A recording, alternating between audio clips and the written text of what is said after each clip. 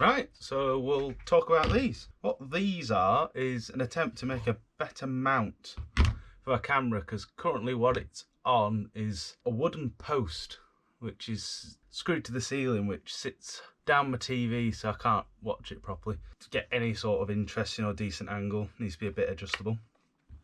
So I thought I would 3D print my own. It's quite nice just to be able to print some more, because they're going to be useful for like lighting or maybe the microphone, because that's in the way. This is the initial design, which you can see is flopping all over the place. I think you can see that, and I thought it was quite interesting. This design is just a bolt through two like links with a spacer in it, and the problem that we've had, you tighten it all the way up. I mean, sometimes it comes loose, other times it decides not to come loose, like now, because I'm filming. So that's a thing. One of the big issues is it doesn't stay consistently tight. I mean, all of these were tight before, and that's just coming loose. Yeah. Anyway, so the reason it comes loose is because both the ends of the bolt are kind of sitting on the face of the linkages, and as you turn it, these turn with the ends, causing it to unscrew or tighten. Another issue is that it's difficult to tighten because this end spins, it isn't sat in. I did that on purpose to try and let the ends be separate from the linkages to try and stop it from coming loose, hope and a prayer.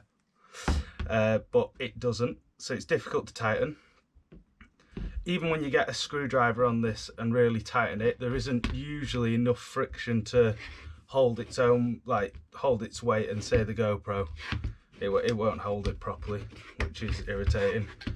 And that mixed with having to tighten it to the point you're shaking to get it to hold the GoPro, and then when you move it, it comes loose. So what I did was changed it to this design. Oh, well, I'll go back to this.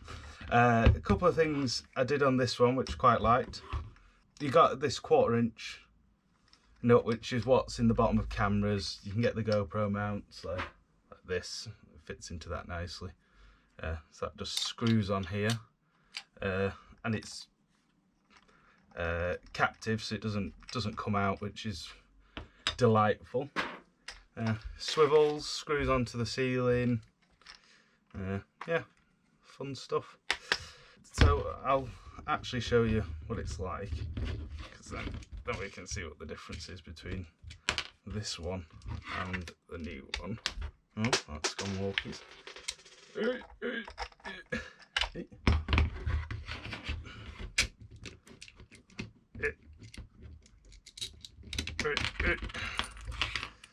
That's gone. There we go.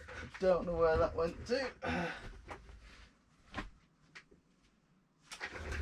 We'll leave it. Actually have another. That's what you do. You don't look for what you've lost. You just get another one. So anyway, just linkage, M6 bolt, butterfly nut with a spacer in between, just so it does, the space is there so these pieces don't try and bind up, and also don't chop your fingers off if you get them trapped in it, which is always handy.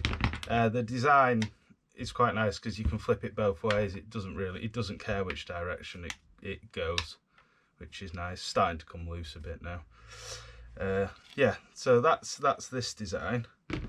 The new one is improved in two ways. The two ends rotate together. You can see only this middle part twists. Don't know if you can see that. Hopefully you can. This middle part only twists, and these two ends stay in the same place relative to each other. So when you tighten it, it's tightened and it stays tight, which makes it a lot easier to make adjustments. Second thing about not being able to tighten it tight enough, when you tighten these together, I might just actually, so this one you only have to tighten to half the tightness than this one to get the same clamping. The reason for that is that the friction force to move this joint is proportional to the clamping force, but there's only one surface. This one has got two surfaces because it's got this side. So the clamping force is the same, but it's getting squeezed on two sides. So you've got twice the friction for the same clamping force because you've got one clamped surface here, one clamped surface here, and they're both coupled, so they add together. So for half the tightening force, you only need, you get the same friction, so it makes it a lot stiffer of a design. Another thing I changed, because these are clamped together, don't have to have this free turning, it sits in the print, which means you only need one hand instead of two hands and a screwdriver. Always good. Another thing I added was I recessed a nut in the bottom. This one doesn't have that, which makes it handy because you can mount it onto a tripod or something like that. Anyway, yeah, there's this sort of friction effect. It's the same thing, I don't know if you've ever seen when you weave two yellow pages together, you can't pull them apart and you can't lift a car with it. It's the same sort of thing, but instead of having loads of clamping force, you've just got it multiplied by loads of pages, loads of surfaces slightly clamped together. So there's barely any clamping force, but it's multiplied by a lot of surfaces, if that makes any sense. Just thought it was interesting about the doubling the friction by the same joint.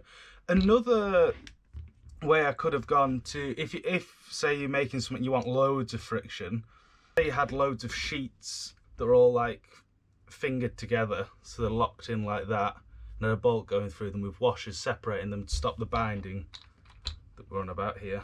Having loads of faces would multiply your friction out a lot, and you wouldn't need this coupling on the inside of here because you could have the two faces belong to the same link.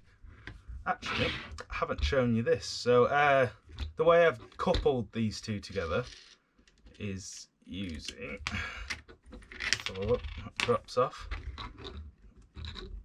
is like that. So it's like that. So this fits into there like that.